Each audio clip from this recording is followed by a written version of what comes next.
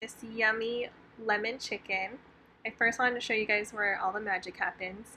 In this tiny little kitchen in New York City where everything's broken, nothing closes properly, and that is the amount of space I have to cook on. First, you make schnitzel like you normally would. I whip up 2 eggs and I put some mustard in it and I put my schnitzel inside. I cut the pieces pretty thin.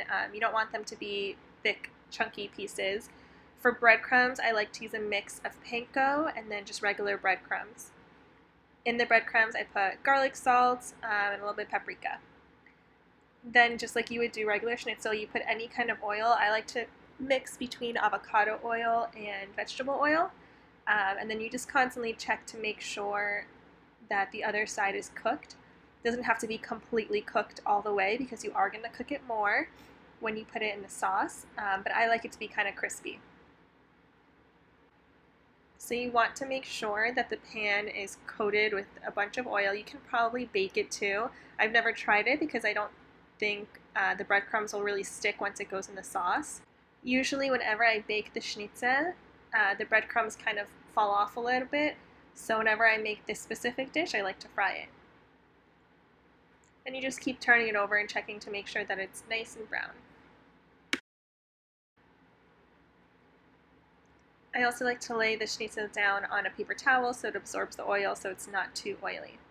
Once you're all done, you're going to coat a pan with some oil. I like to use avocado oil, and then you put any mushrooms you like, really. Cut them up and let them saute for a little bit.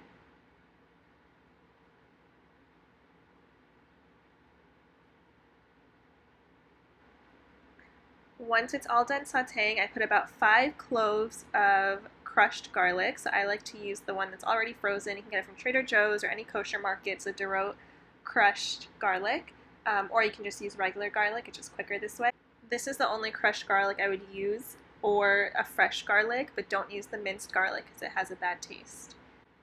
Next, you put 1 tablespoon of avkat marak, or chicken stock, chicken broth flavor, with a cup of water. Mix that and pour it in. Then I add 2 more full cups of water, totaling up to 3 cups of water, and then you let it cook for a little and simmer. After that, you put about 1 tablespoon of garlic salt, another tablespoon of the chicken stock, and then I like to squeeze in a total of 2 lemons into my lemon chicken. I originally just put 1, I let it cook for a little bit, and then later on you'll see I'll add a little bit more. Do about 1/4 a tablespoon of pepper.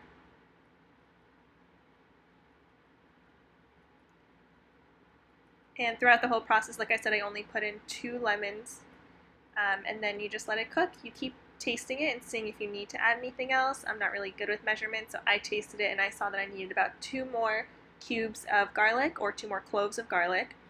I put about another 1/2 a tablespoon of garlic salt. Right before you put the chicken in, add about 1 more cup of water and a little bit more lemon. Then you take the schnitzel and you place it inside, kind of shake it up a little, make sure it all fits, and then you can kind of squeeze in some more. Now, because you want the chicken to completely be covered with the sauce, you're going to add about 1 more cup of water to the mix and shake it up. And then you just let it simmer until it gets a little bit more pasty and saucy and not so watery. This is me adding some more lemon juice, but like I said, it ended up equaling to a total of 2 lemons. So you can add 1 in the beginning, 1 in the end, and kind of just pour the sauce over the chicken to make sure that the breadcrumbs get soaked in the sauce. The amount of lemon that I use in total is probably about 3/4 of a cup of lemon juice. My lemons were pretty juicy, but if yours are dry, add some more. And that is it. That's how you make lemon chicken.